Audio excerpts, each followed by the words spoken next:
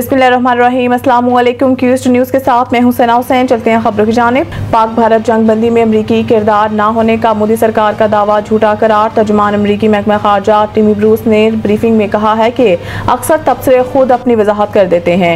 हकीकत जानने के लिए जदीद दौर में आप किसी एक तबसरे पर इंहिसार नहीं करते। तर्जुमान ने कहा है कि बास लोगों की राय गलत होती है। सदर ट्रंप ने यह बात आसान बना दी है कि अमरीकी महकमा खारजा के तर्जुमान का कहना था कि नायब सदर JD Vance भी पाक भारत मुज़ाकरात में शरीक थे और इन्हें तस्लीम किया जाएगा। वाज़ेह रहे कि पाक भारत जंग बंदी में अमरीकी सदर डोनाल्ड ट्रंप मुतअद्दिद मरतबा किरदार अदा करने का दावा कर चुके हैं, जबकि भारतीय हुकूमत मुसलसल पाक भारत जंग बंदी में अमरीकी किरदार को मुस्तरद करती आई है। पाकिस्तान की जानिब से पाक भारत जंग बंदी में अहम किरदार अदा करने पर अमरीकी सदर ट्रंप को अमन के नोबेल इनाम के लिए भी नामजद किया गया है।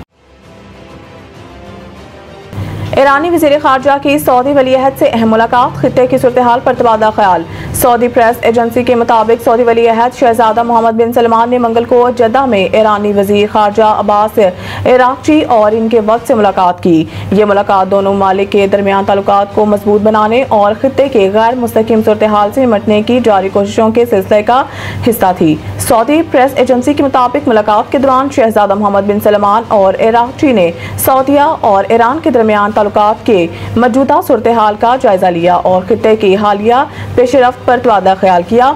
सऊदी वलीअहद ने इस उम्मीद का इज़हार किया है कि ईरान और इसराइल के दरमियान मौजूदा जंग बंदी मुआहिदा खित्ते में सिक्योरिटी और इस्तेहकाम के फ़रोग के लिए बुनियाद फराहम करेगा। उन्होंने इस बात पर जोर दिया है कि खित्ते के तनाज़ात को हल करने और कशीदगी कम करने के लिए बातचीत इंतहाई अहम है।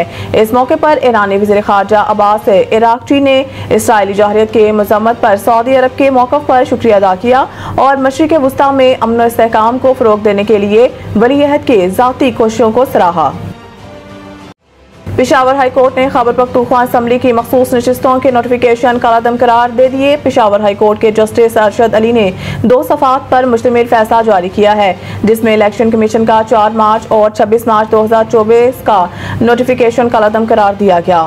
फैसले में कहा गया है कि इलेक्शन कमीशन इकलीती और खवातीन की नशिस्तों का दोबारा तयन करे।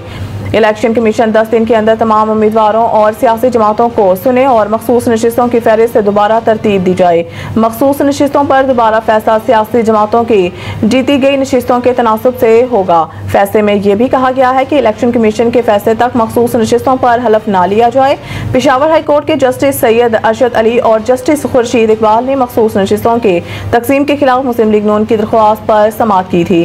दरख्वास्त गुजार के वकील ने अदालत को बताया है कि इलेक्शन कमीशन ने मखसूस नशिस्तों की तकसीम मुनसफाना तरीके से नहीं की। इन्हें खवातीन की 8 की बजाय 9 मखसूस नशिस्तें दी जानी चाहिए थी। इलेक्शन कमीशन ने JUI को 10 मखसूस नशिस्तें दी हैं। कराची फ्लैट में मुर्दा पाई गई हुमैरा असगर की लाश का पोस्टमार्टम मुकम्मल। लवाहिकीन से राब्ता हो गया। पुलिस के मुताबिक हुमैरा का ताल्लुक लाहौर से था। अदाकारा की लाश सर्द खाने मुंतकिल कर दी गई है और मरहुमा के लवाहिकीन से राब्ता हो गया है। पुलिस ने बताया है कि खातून ने 2018 में फ्लैट किराए पर लिया था।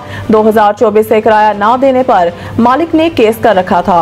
पुलिस अदालती हुक्म पर फ्लैट खाली कराने पहुंची तो दरवाजा लॉक था। पुलिस दरवाजा तोड़कर दाखिल हुई तो खातून की लाश मिली। वाक़ये के बाद अदालती बेल्ट ने फ्लैट सील कर दिया, जबकि वाक़ये की मुख्तलिफ पहलुओं से तहकीकात जारी है। पुलिस के मुताबिक मरहुमा के मोबाइल फ़ोन का डाटा भी हासिल कर लिया गया है। मौत की असल वजह केमिकल एग्जामिनेशन रिपोर्ट आने पर सामने आएगी। पड़ोसी का कहना है कि हुमैरा असगर का बिल्डिंग के दीगर अफराद से ज़्यादा मिलना जुलना नहीं था। वाज़ेह रहे कि हुमैरा असगर ने पाकिस्तानी रियलिटी शो तमाशा घर के पहले सीजन में शिरकत की थी।